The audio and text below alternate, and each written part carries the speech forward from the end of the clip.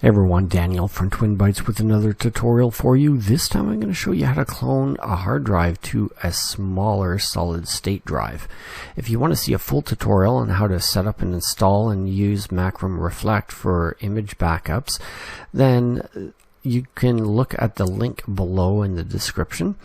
But in this video we're going to focus on cloning the disk to a smaller size disk. So we want to select our source destination here, and we can click clone this disk underneath it. So it should show the disk that we want to clone, and then select our source.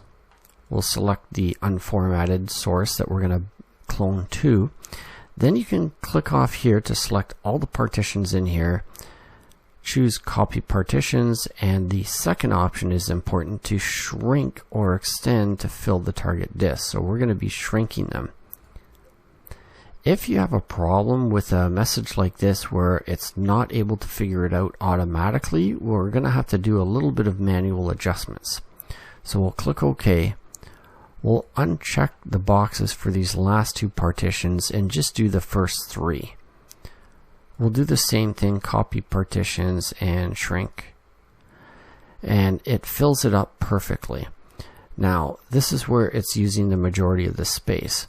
So if we right click and go to partition size and layout on this partition, what we want to do is grab this here and resize it just enough for the size that we want, and we can see the number changing down here.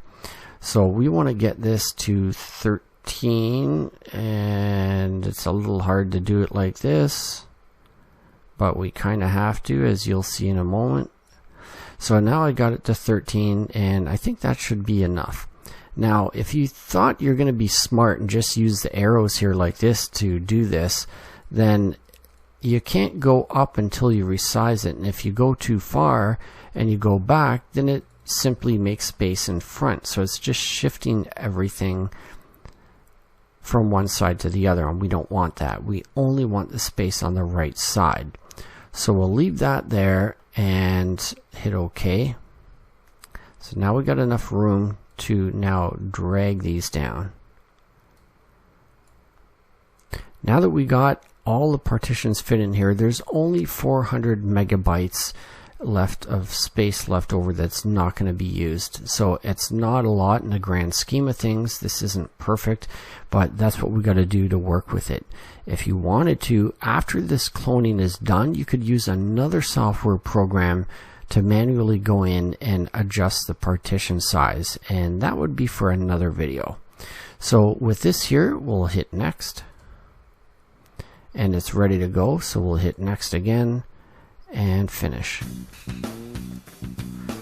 We don't need to save it because we're just doing this once, and we're ready to run it now, and we'll hit OK. And now it begins the cloning process, which could take some time, and when it's done, that's it. You've then successfully cloned your larger 1 terabyte drive to a 500 gig solid state drive, or whatever size it is in your case. So that's all there is to that tutorial, and if you found it helpful, please do give it a thumbs up and consider subscribing for more. Thanks for watching. We'll see you in the next one. Bye for now.